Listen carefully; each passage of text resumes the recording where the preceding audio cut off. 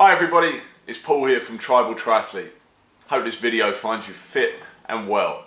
And that's exactly what we're going to be talking about today. You see, the approach at Tribal is slightly different. Whereas most online coaching programs, and indeed coaches, are really concerned with the nuts and bolts of a training program, Tribal's a little bit different. We really try and bridge the gap between your health and your performance. And we try and maximize your health at every point to make sure you're getting the very most out of each and every minute that you spend training. Why? Because we believe that progress is happiness. And we want you to feel progress, but certainly not at the detriment of your health. So what we really believe is that the value of a coach is in their ability to communicate the implementation and execution of that training.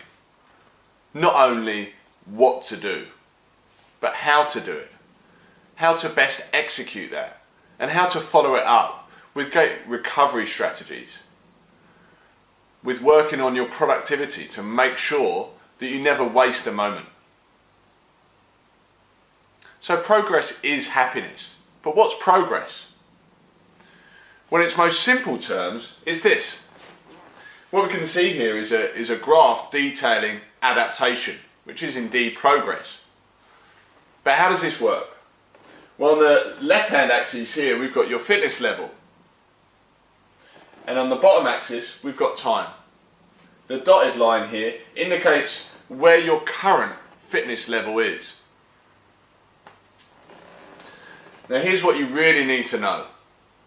That when you provide a training stimulus, and that's this point here, your fitness acutely goes down before it comes back up again. Now, your ability for your fitness level to come back up again is heavily driven by your recovery.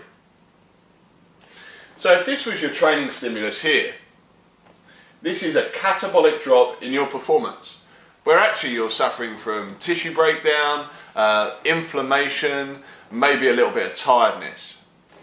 When we see this start to elevate again, that's us starting to recover from that training stimulus. Now, it's your ability to time your next session to make sure that your fitness level comes back to your previous level of fitness, beyond that, to adapt, to then time your next training session so you're in a better state the next time you train than you did yesterday. Of course, there's times when you're going to accumulate some fatigue and you're going to spend a little bit longer down here.